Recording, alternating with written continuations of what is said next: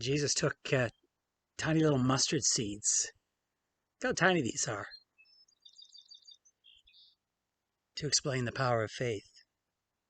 Now, a mustard seed, as you can tell, is only like maybe they say 2 millimeters in size, and yet uh, the trees can grow 20 to 30 feet tall.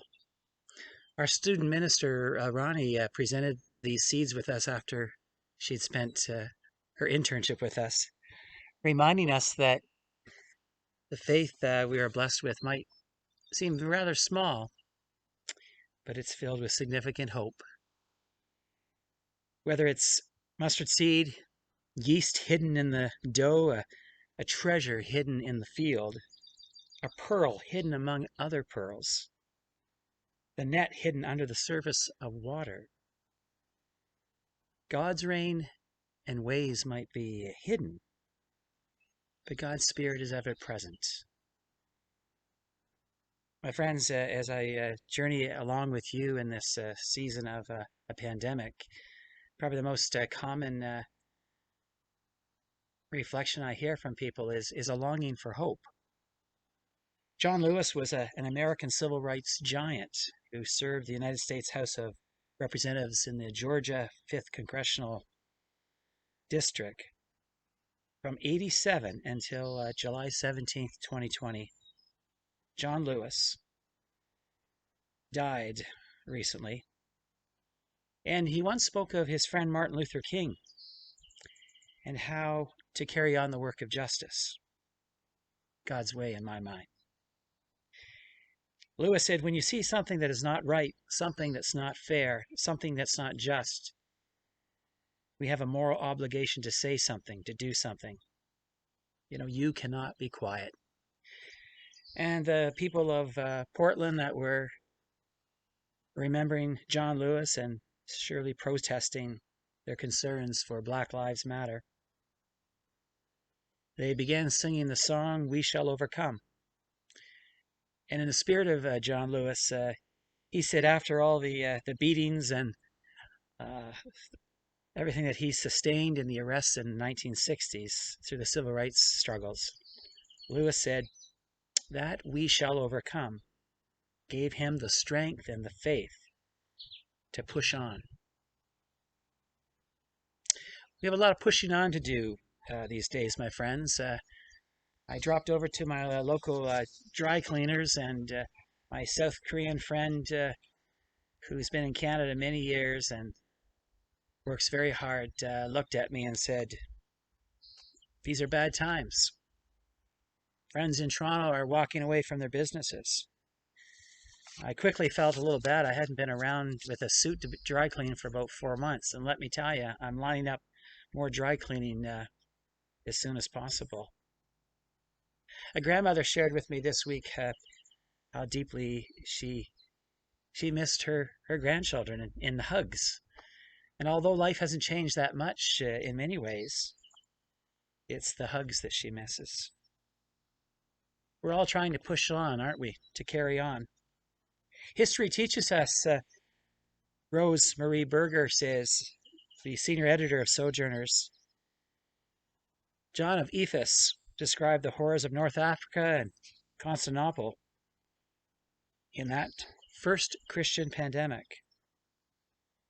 He said, after reflecting for 3 years, he couldn't even write anything. He was so traumatized by the pandemic.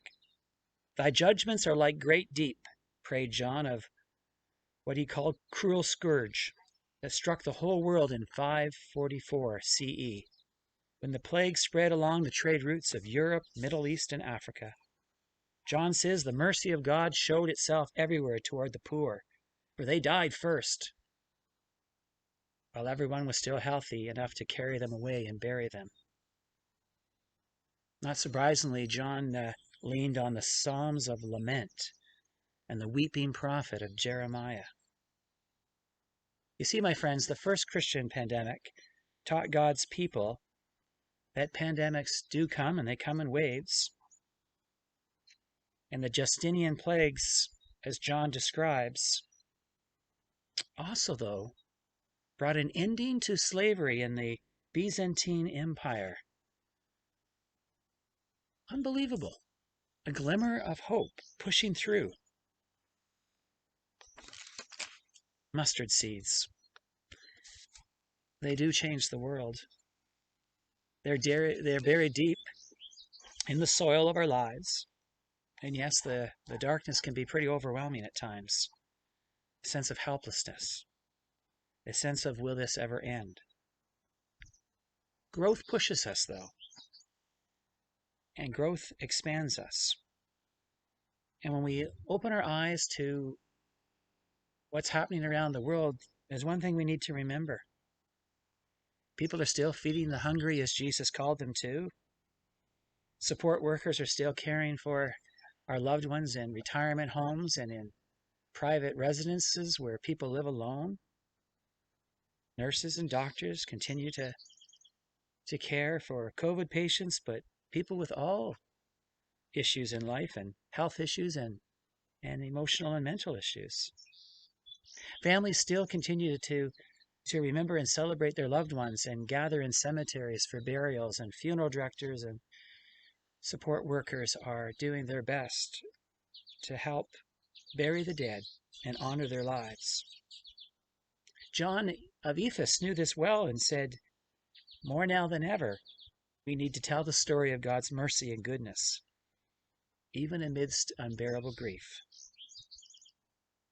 So I look for hope, my friends, and I find it in many places. And recently, Margaret Atwood was interviewed by the Toronto Star, and I love her sense of humor, her incredible writings.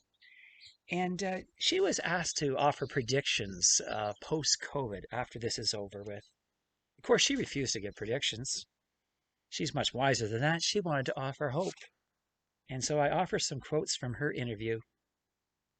In this moment of this pandemic, Margaret says, there is pleasure in small things.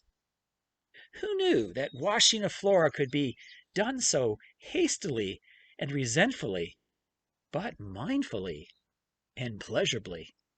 The first, the second, the third time, that is.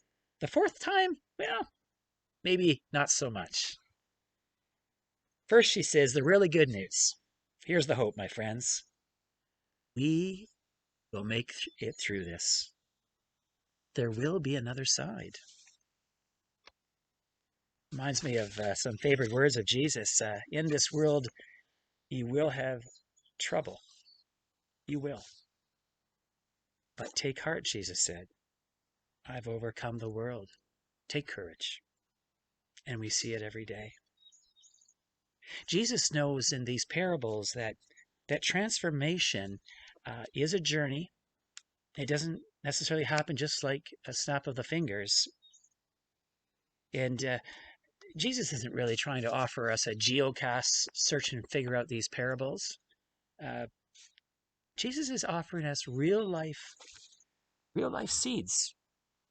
What we plant and we grow in our garden. Real life. There is suffering. There is death. There is beauty and there's pain, but there is resurrection. The pandemic is teaching us many things, my friends. I'm learning that I probably thought the pilgrimages I needed to take were certainly the Holy Land and some faraway places. And now I'm starting to realize it's in my backyard. It's in my neighborhood. It's down at the dry cleaners. Barbara Brown Taylor seemed to understand this, our great Episcopalian friend and priest. She says, there's always the possibility, that God decided to hide the kingdom of heaven, not in any of the extraordinary places I've mentioned, that treasure hunters would be able to check on, but the last place that any of us would look is the ordinary places in our lives. What if the kingdom of heaven, she says, is hidden in conversations and some good food, in music and friendships, a book, in music, films and artwork, the faces of our kids, the joys of life and even our sorrows, the healing and the brokenness and the normal everyday work, and the rest, the sleep that fills our daily lives and teaches us to take care of ourselves. Maybe that's what Jesus' parables are all about. People doing ordinary things, farmers in the field, women and making bread, merchants buying and selling, and fishermen sorting out fish. I discovered this when I was a young kid, only about 20 years of age, working in a nursing home, cutting grass, realizing that I really didn't have grandparents in my teen years in my life. They had died.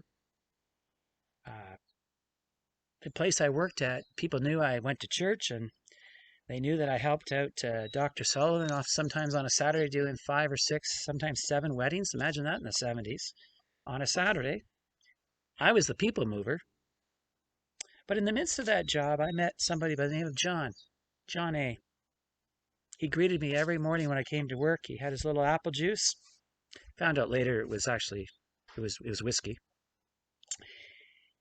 And eventually he asked me if I'd go and take him for a country drive in his blue Chevy. I called it the Tank.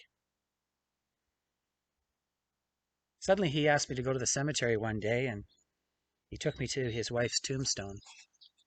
He expressed real honestly that he hadn't been the greatest husband, even he respected his kids didn't come often. He hadn't been the greatest dad, and the bottle had got the best of him.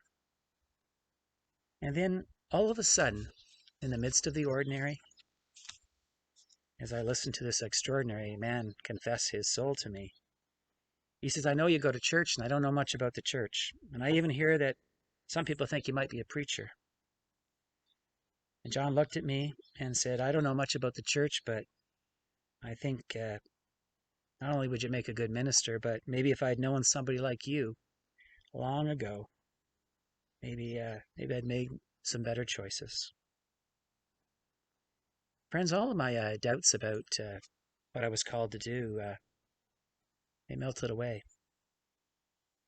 Margaret Atwood said, there is another side to COVID. There's another side to our fears and to our doubts and to our worries. There's another side, my friends. And here's what Margaret added, and I close my message with this.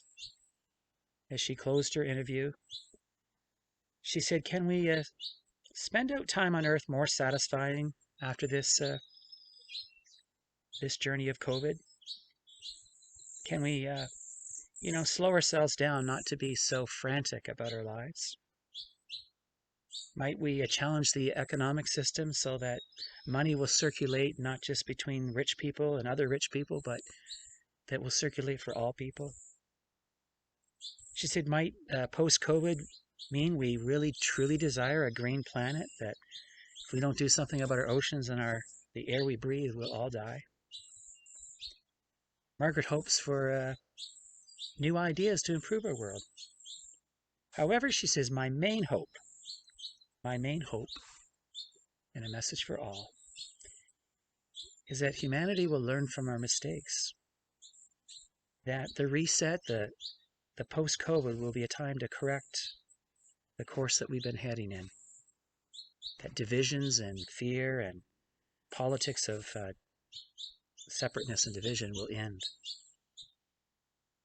So friends, on this 26th day of July in the middle of the summer, and we're not sure how long this COVID journey is going to last, let's hold up a few mustard seeds in our hands and remember that caring words, the kindness of a spirit, really are hope for tomorrow.